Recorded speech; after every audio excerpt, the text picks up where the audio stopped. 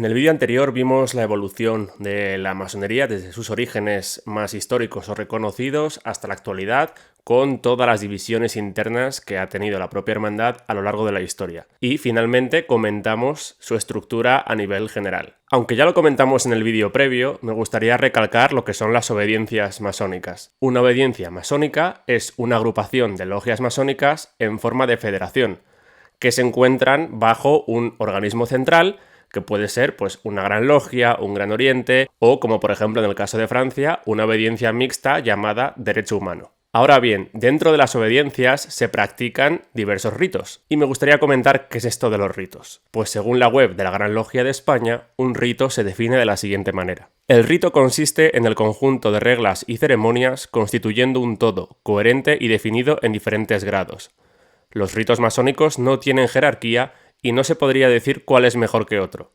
Cada uno de ellos responde a una sensibilidad y a una aproximación particular a la historia de la espiritualidad. Es decir, que los diferentes ritos serían como diferentes visiones o maneras de entender la masonería. Cuando un iniciado comienza su camino masónico, tiene que decidir qué rito quiere seguir, porque según el rito que elija, la visión o el aprendizaje o la comprensión que va a tener de la masonería va a ser diferente en función de cada uno de estos ritos. En este sentido, quería recalcar que una obediencia masónica solamente administra los 3 primeros grados, ¿vale? Que son el de aprendiz, compañero y maestro, que luego veremos, y a partir de ahí, los llamados grados superiores son administrados por otras instituciones masónicas diferentes. Por ejemplo, en el caso del rito escocés antiguo y aceptado, a partir del grado cuarto lo administran los supremos consejos, o en el caso del arco real lo administran los capítulos. En una misma obediencia se pueden seguir diferentes ritos, es decir, la Gran Logia de España, por ejemplo, puede reconocer una nueva logia que siga un rito X, como puede ser el rito escocés antiguo y aceptado, y puede reconocer a otra logia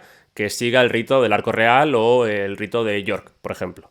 Pero como dice la propia web de la Gran Logia de España, ningún rito es mejor que otro, es decir, son visiones diferentes de la masonería, por así decir. Y aquí voy a abrir un pequeño paréntesis porque me gustaría explicar a qué obedece que haya diferentes ritos, y esto nos lleva a revisar la historia, como hicimos en el vídeo anterior, en el que el propio contexto histórico, político, religioso explica que haya diferentes ritos o que se hayan formado diferentes ritos dentro de la masonería. Si recordáis, los que hayáis visto el vídeo anterior, hablábamos de modernos y antiguos, protestantes y católicos, ingleses y escoceses, y todas estas diferencias son las que explican que se hayan ido desarrollando diferentes ritos. En un contexto político encontramos la guerra que había entre los protestantes y los católicos, o la dinastía de Hannover y la de los Estuardo, ¿vale? Cada una de ellas representaba a una de estas corrientes. Hannover protestantes, Estuardo católicos. Como en esta guerra ganó la dinastía de Hannover en Inglaterra, por eso se potenció más una masonería protestante en Inglaterra. Los Estuardo católicos tuvieron que huir a Escocia y posteriormente refugiarse en Francia. Y esto se produjo porque desde el siglo XIII Escocia y Francia tenían una alianza que se llamaba The Old Alliance, que ambos, digamos que se unieron contra los ingleses, para defenderse de los ingleses. Y aquí, en esta corriente de los Estuardo, la católica, la figura importante es Jacobo II, que fue quien tuvo que huir de Inglaterra a Escocia y posteriormente a Francia. Jacobo II muere en 1702 y su hijo es inmediatamente reconocido como legítimo rey de Inglaterra por Luis XIV de Francia, y además también fue reconocido por España, los Estados Pontificios y Módena. Es decir, aún teníamos este conflicto entre dos diferentes dinastías y cada una de las cuales consideraba que eran los legítimos reyes de Inglaterra. Y esto, llevado a la masonería, explica por qué hay unos ritos que son más de origen protestante y otros más de origen católico. En este caso me voy a centrar más para explicar la corriente escocista, ¿vale? La vertiente de aquellos que fueron con Jacobo II a Escocia y posteriormente a Francia. Esta corriente escocista está muy bien explicada por los libros del historiador y masón Eduardo Calley. Aquí tengo 2 de ellos que he leído y que me gustan mucho, es decir, que son Masones, Caballeros e Illuminati. Aquí tenemos uno de ellos. Y otro que es El mito de la Revolución Masónica, centrado también en la Revolución Francesa, pero ambos libros explican muy bien esta división política religiosa que explica las dos corrientes masónicas originales, la protestante y la católica, o la inglesa y la escocesa. Pues bien, Eduardo Calley explica que en Escocia hay un templarismo, hay una corriente que defiende unos orígenes templarios de la masonería, cosa que no pasa en Inglaterra, y esto empieza a conllevar que se empiezan a desarrollar diferentes corrientes dentro de la masonería. Por ejemplo, tenemos la figura de Michael Andrew Ramsay, conocido como el Caballero Ramsay, quien da 2 discursos en los que explica por qué la masonería proviene de los caballeros templarios, de la Orden del Temple. O tenemos también el caso del barón von Hund en Alemania, que instaura la Orden de la Estricta Observancia. Esta orden lo que quería era utilizar la masonería, porque veían que era un canal de difusión de ideas, para volver a instaurar la Orden del Temple, que había sido abolida en el siglo XIV. Querían reinstaurar la Orden del Temple. Esto no se llevó a cabo porque en estos años había diferentes corrientes y también, recordemos, comienzan las ideas de la Ilustración.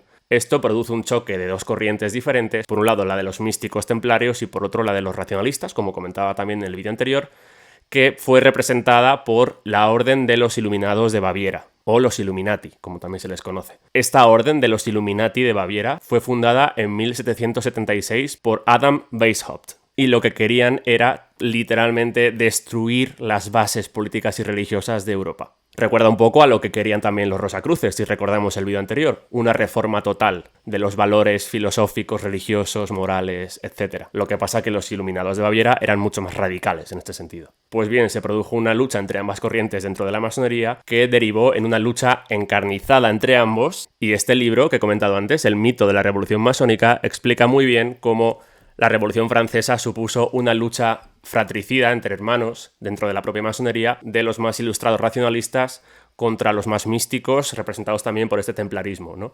Pues aquí en este libro explica cómo muchos masones de estos místicos murieron a manos de otros masones ilustrados. Por eso se llama el mito, porque no era una masonería que urdió un plan contra todo el mundo, sino que entre propios masones también hubo enfrentamiento. Y al final el mensaje que quiero que quede claro es que en esta rivalidad entre protestantes y católicos, hanoverianos y estuardistas, la masonería protestante, la de Inglaterra, consiguió ponerse la medalla, es decir, triunfaron en este sentido en la fecha de instauración de la masonería especulativa moderna, porque fueron las logias protestantes de Londres las que instauraron esta nueva masonería. Pero la otra masonería, la católica estuardista, también podemos decir que triunfó en otro sentido, que es que sus ritos, es decir, por ejemplo, el rito escocés antiguo y aceptado, es de los más seguidos a día de hoy en la Europa continental, en Hispanoamérica y también en Estados Unidos. Hay una corriente muy importante que sigue este rito escocés antiguo y aceptado. Es decir, cada una de las corrientes ganó a su manera. Y ahora, explicado un poco este contexto, vamos a entrar ya más en detalle en algunos de los ritos más practicados y los grados que componen dichos ritos. Toda masonería, toda obediencia, comparte los 3 grados iniciales, que son aprendiz, compañero y maestro. Todos los ritos los tienen. Si no tienen estos 3 grados, no se puede considerar masonería como tal. Es obligatorio que como mínimo tengan estos 3 grados iniciales. Luego de ahí para arriba, cada una va por un lado diferente. Estos 3 grados son los denominados grados simbólicos, grados azules o masonería azul, ¿vale? Ese es el nombre que habitualmente reciben. Si escucháis alguna vez los grados simbólicos, los grados azules, los talleres azules, la masonería azul, la masonería simbólica, todo eso alude a los 3 grados iniciales. Importante esto. El primer grado, que es el grado de aprendiz, es el grado de la iniciación, cuando un profano o un no iniciado accede, se inicia en la masonería, ¿vale? Las diferencias entre un rito y otro son mínimas porque al final el conjunto, el sentido del grado es el mismo en todas, ¿vale? Que es el de la iniciación. Y todas tienen un simbolismo muy gnóstico, muy místico, que es el de acceder en un estado de tinieblas, es decir, entras en un estado de oscuridad y gracias a la masonería pues vas a ir adquiriendo la luz, ¿no? Y esto se representa muy claramente en los ritos de iniciación, en los que el iniciado entra con una venda en los ojos, con una soga al cuello. Al parecer debemos entender que las sociedades fraternales pues te ponen sogas al cuello y demás. Y además con la camisa desabrochada en el lado izquierdo, el pantalón en la pierna izquierda remangado y una zapatilla en el otro pie. Cosas de masones. Y nada más entrar en la logia, a ciegas y con la soga al cuello, además, como tienes la camisa desabrochada, lo primero que sientes es algo punzante tocándote el pecho. Es decir, en algunos ritos es una espada, en otros es la punta de un compás, pero notas algo que te está amenazando, ¿vale? Tenemos una amenaza doble, la soga al cuello y además la espada o lo que tengas que te está pinchando en el pecho. En otros ritos, además, como el escocés antiguo y aceptado, tienes que pasar por lo que se llama cámara de reflexión. En los ritos ingleses, el rito, por ejemplo, de emulación, esto de la cámara de reflexión no sucede, ¿vale? Directamente entras y pasa lo que he comentado, ¿no? Tienes estas amenazas. Luego te zarandean un poco por la logia, a oscuras, hay mucho ruido, mucha confusión. Todos los masones que están presentes en el ritual de iniciación pues tienen que hacer ciertas cosas, ¿no? Es así el rito. Hacen ruido para generar confusión, es decir, se busca como el aturdimiento del que se está iniciando. Finalmente, pues te quitan la venda de los ojos, estás un poco cegado por la reacción natural de haberte acostumbrado a esa oscuridad. Lo primero que te sorprende al parecer es la luz que entra, porque ese es el mensaje del rito de iniciación. De hecho, lo que se te pregunta habitualmente es, como estás en un estado de oscuridad, ¿qué es lo que buscas? Y la respuesta que tienes que dar es luz.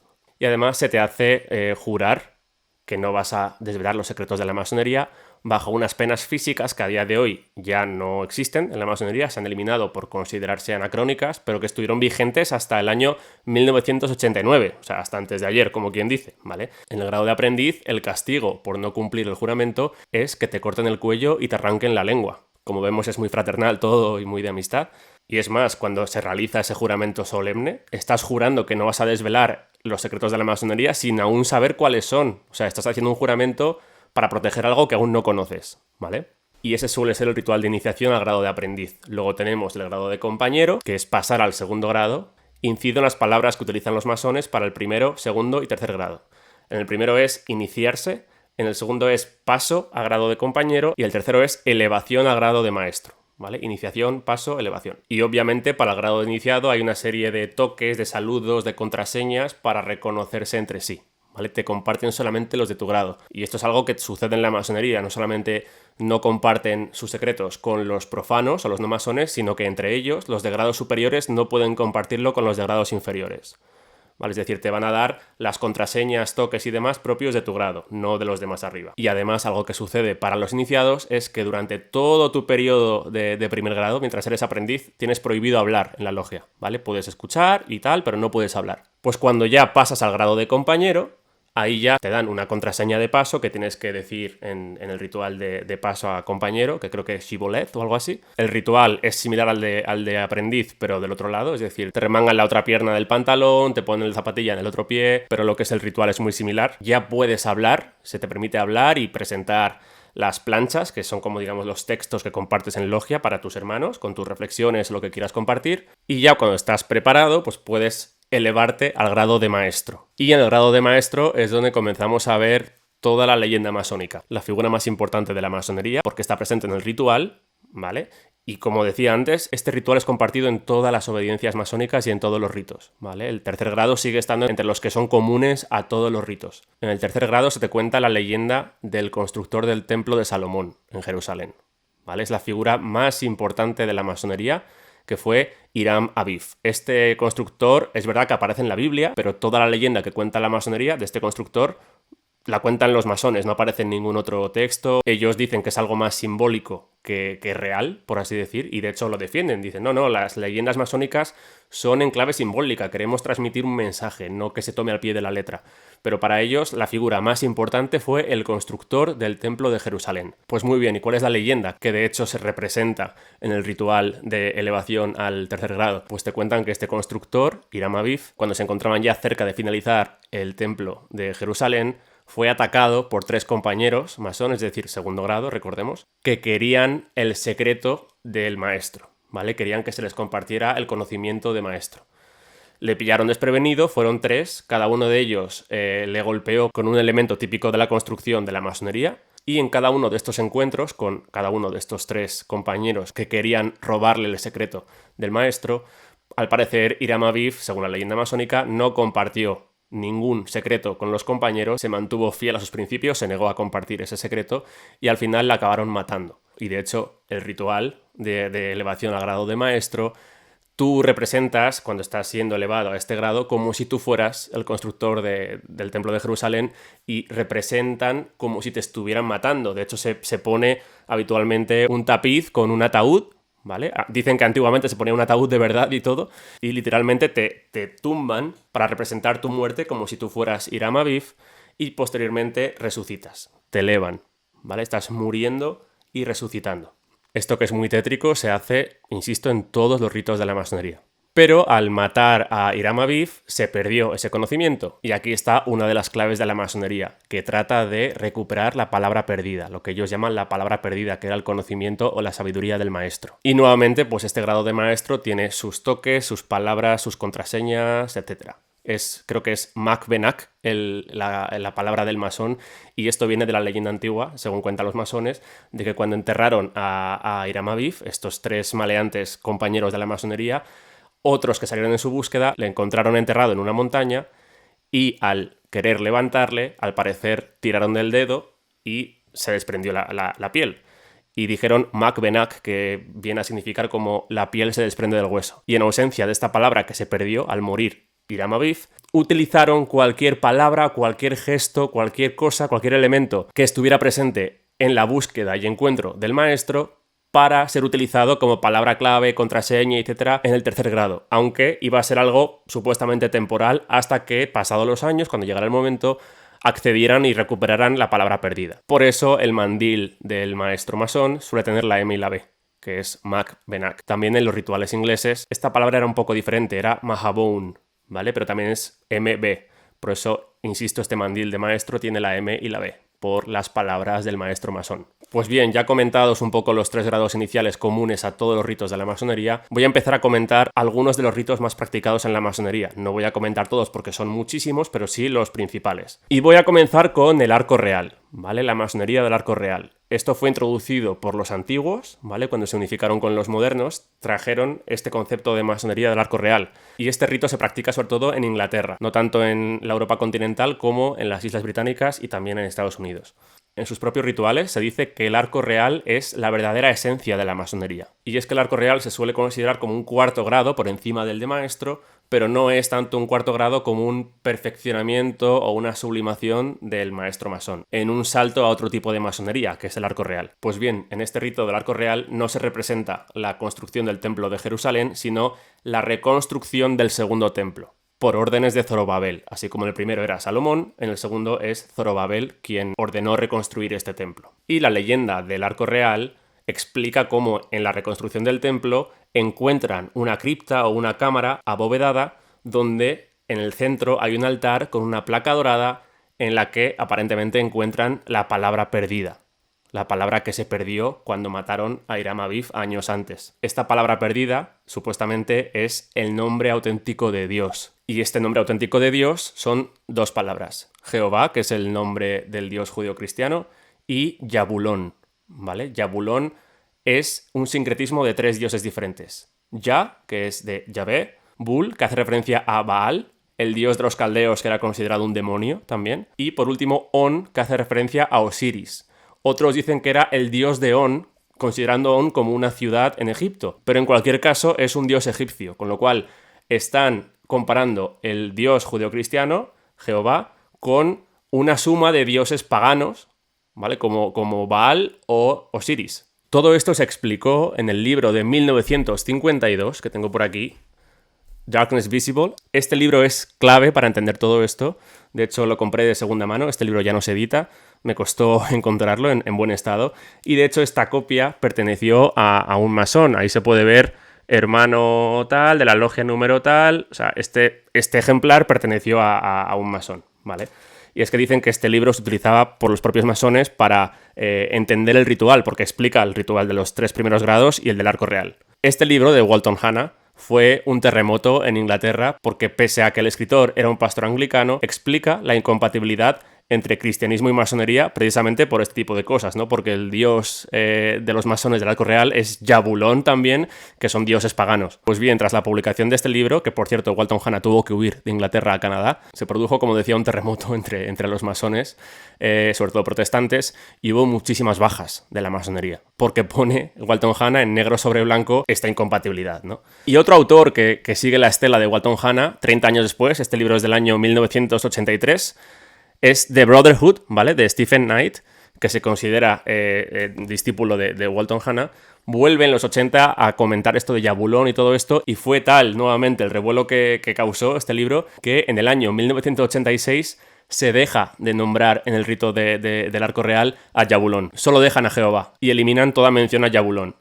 Cosa que no deja de sorprender, porque si realmente tú crees en esto, ¿por qué lo quitas? Porque la gente se queje. O sea, no tiene sentido. Si tú crees realmente que esto es así, manténlo. Da igual lo que crea la gente, es tu verdad. Fue tal el revuelo que al final decidieron suprimirlo del ritual. Y he nombrado a 2 autores como Hannah o Knight, que no eran masones, pero he encontrado libros donde se hace referencia a Jabulón escritos por masones. Por ejemplo, este libro, el de Duncan's Masonic Ritual and Monitor, tenemos aquí, lo he marcado para poder verlo. Aquí se explica esto de Jabulón. De hecho, en la parte de aquí abajo, no sé si se va a ver bien, hacen referencia a qué es Ya, qué es Bull y qué es On, ¿vale? Lo que decíamos antes. Y aunque se haya eliminado ya del ritual, me ha sorprendido encontrar un libro publicado en 2020, y en este caso además ni siquiera es del arco real, es de otro rito, del rito escocés antiguo y aceptado, y este libro ha sido publicado por 2 masones de grado 33 del rito escocés antiguo y aceptado, que como digo es otro, y además de la masonería irregular o adogmática, y encima de la racionalista, o sea, fuera de todo este esoterismo masónico, pues aquí dicen: preferimos que nuestra palabra perdida contenga todo el conocimiento representado en Ya, abreviatura de Yahvé, el dios de los caldeos Bull, la del dios Baal asirio y On del Osiris egipcio. ¿Vale? Lo tenéis por aquí. O sea, que esto no es una invención de Walton Hanna o de Stephen Knight, esto lo decían los masones. Y además no han faltado interpretaciones más esotéricas o incluso astrológicas del arco real, explicadas por masones como George Steinmetz en su libro El arco real, en el que explica que, según su interpretación, el arco real, el significado auténtico del arco real, está en clave de reencarnación y además de astrología. Y ya para finalizar el comentario sobre el arco real, comentar que está dividido en 4 grados, ¿vale? De hecho, el propio libro de Steinmetz lo pone aquí en la portada los 4 grados. Tenemos por un lado el maestro de la marca, el pasado venerable maestro, el muy excelente maestro y el arco real. Y algo que no he comentado es que el ritual del arco real incluye pasar por 4 velos de 4 colores diferentes, que son el azul, que representa la espiritualidad, el púrpura, que representa la unión, el escarlata, que es el emblema de las emociones, y el blanco, que es emblema de la pureza. O sea, azul, púrpura, escarlata y blanco. Y además estos 4 velos también se representan por 4 estandartes de 4 de las 12 tribus de Israel, como son Dan, el águila, Rubén, el hombre, Efraín, el buey y Judá, el león. Y esto es lo que Steinmetz, por ejemplo, asocia con los 4 signos fijos del zodiaco, por eso le da esa interpretación astrológica. Pues bien, esta masonería del arco real luego dio lugar a otros ritos como el rito de York, que además de los 3 grados iniciales, aprendiz, compañero, maestro, y los 4 del arco real, incluye otros 2 bloques diferentes con grados aún por encima del arco real, como son los grados crípticos, que son maestro real, maestro secreto y superexcelente maestro, y los grados caballerescos que están en la cúspide de este rito de York, que serían Ilustre Orden de la Cruz Roja, Orden de Malta y Paso del Mediterráneo y Orden del Temple. Nuevamente vemos esta asociación de la masonería con este templarismo que comentábamos antes en el rito de York, que también se le llama rito americano porque se practica sobre todo en Estados Unidos. Y ya para finalizar quería comentar el rito escocés antiguo y aceptado, que es probablemente el más conocido porque es el de los 33 grados. Casi toda la gente que conoce un poco de masonería piensa que toda la masonería es la de los 33 grados. Y bueno, en realidad es el rito escocés antiguo y aceptado, ¿vale? Hay otros ritos como los que hemos visto que no tienen 33 grados. El escocés antiguo y aceptado sí. Vamos a repasar estos 33 grados, los voy a nombrar, ¿vale? Tenemos el aprendiz, compañero y maestro, común a todos los ritos.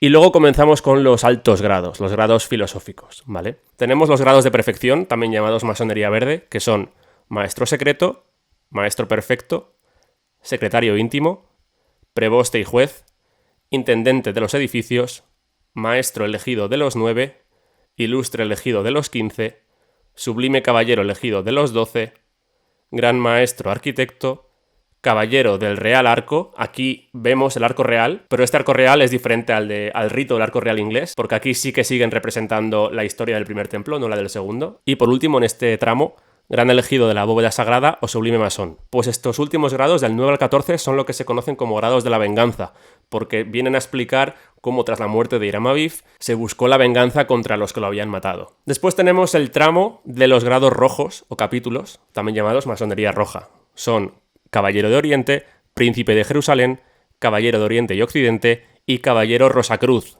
Recordemos el rosacrucismo como uno de los antecedentes de la masonería. Aquí está ejemplificado en un alto grado de la masonería. Luego tenemos el tramo de los grados areópagos o masonería negra, que serían Gran Pontífice o Sublime Escocés, Soberano Príncipe o Maestro ad vitam, Noaquita o Caballero Prusiano, en alusión a descendientes de Noé, lo que decíamos que muchos masones atribuyen el comienzo de la masonería a Noé y sus descendientes. Caballero del hacha real o príncipe del Líbano. Este grado hace alusión a los cedros del Líbano, que era la fuente de madera para construir el templo. Por eso la menciona al hacha real para cortar la leña y el príncipe del Líbano. O sea, que eran los cedros del Líbano los que proporcionaban la madera para el templo.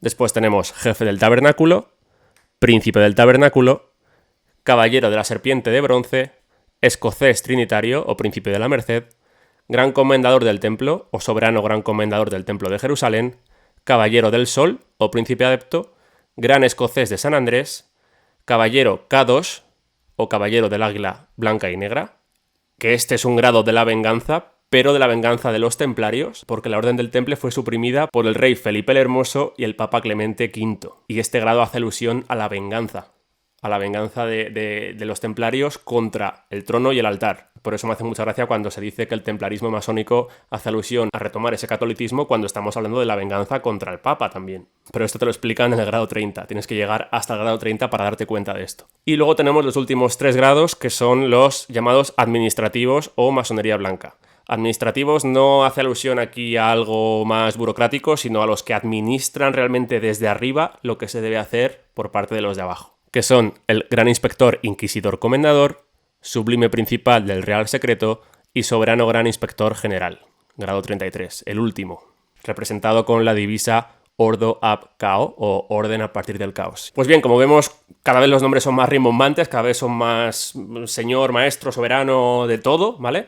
Cosa que representa la humildad, ¿no?, de los masones. Y sobre todo también vemos que hay una fraternidad en la que todos se consideran iguales. Por eso hay diferentes grados cada vez más altos en los que no se comparte el conocimiento con los de abajo. Pero, todos son iguales, ¿vale? Y me gustaría finalizar este vídeo con la frase inicial de un maestro súper conocido y súper respetado en la masonería, que fue Albert Pike, soberano gran comendador del Supremo Consejo del grado 33. Albert Pike escribió un libro llamado Moral y Dogma, que es un buen tocho de 800 y pico páginas, ¿vale? He de decir que no me lo he leído entero, pero sí lo tengo como referencia para encontrar la frase con la que he empezado este vídeo, que me parece fundamental. Y de hecho la voy a completar, porque la frase inicial no está entera. Pero ahora quiero leer literalmente lo que decía Albert Pike sobre los grados de la masonería. Decía: los 3 grados simbólicos no son más que el pórtico exterior del templo. Parte de los símbolos son mostrados allí al iniciado, pero es intencionadamente confundido con falsas interpretaciones. No se pretende que él las comprenda. Su verdadero contenido queda reservado para los adeptos, los príncipes de la masonería. El cuerpo completo del arte sacerdotal y real fue escondido tan cuidadosamente hace siglos en los altos grados que en ocasiones resulta imposible solventar muchos de los enigmas que encierra. Es suficiente para la masa de los que se denominan masones imaginar que todo está contenido en los grados simbólicos, es decir, los 3 primeros. Y aquel que intente sacarlos del error se esforzará en vano y violará sus juramentos de adepto sin obtener recompensa alguna a cambio. La masonería es la auténtica esfinge, enterrada hasta la cabeza en las arenas acumuladas alrededor con el paso de los siglos. Es decir, está diciendo que confunden intencionadamente incluso a los maestros que han alcanzado el grado 3. Lo dice Albert Pike, no lo digo yo, acabo de leer lo que dice Albert Pike. Se les confunde intencionadamente para que crean que tienen el conocimiento, aunque es mentira. Dice que el auténtico conocimiento está reservado a los verdaderos adeptos, los príncipes de la masonería, que son los de los altos grados. Y esto da lugar a la teoría de la masonería invisible, es decir, una masonería dentro de la masonería. O sea, una masonería más o menos pública, que todo el mundo puede tener más o menos cierto conocimiento, incluso si eres un maestro masón de grado 3, pero una masonería oculta con el verdadero conocimiento, que es el que tienen los príncipes de la masonería, según Albert Pike, los altos grados. Esto lo quería comentar más que nada porque cuando hay maestros masones que te dicen, no, la masonería es esto o es esto otro, pero si Albert Pike te está diciendo que está siendo intencionadamente engañado. O sea, tú tampoco sabes lo que es la masonería. Y bueno, luego tendríamos otros ritos de los que no voy a mencionar, que son más minoritarios, como el rito de Memphis Mizraim, que tiene 99 grados, es decir, 3 veces los grados del rito escocés antiguo y aceptado, y hace referencia más al hermetismo egipcio y todo esto, pero es muy minoritario, con lo cual no voy a entrar más en este rito. Y luego, por supuesto, hay otros ritos más específicos, pero que no son tan practicados como los que he mencionado en este vídeo. Y bueno, hasta aquí el vídeo de hoy. Espero que os haya gustado, que os haya sido útil, que hayáis comprendido un poquito más los diferentes ritos de la masonería o los más practicados y lo que implica pues que unos masones sigan un rito y otros sigan otro rito diferente. Como siempre, si os ha gustado el vídeo, compartidlo y nos vemos próximamente.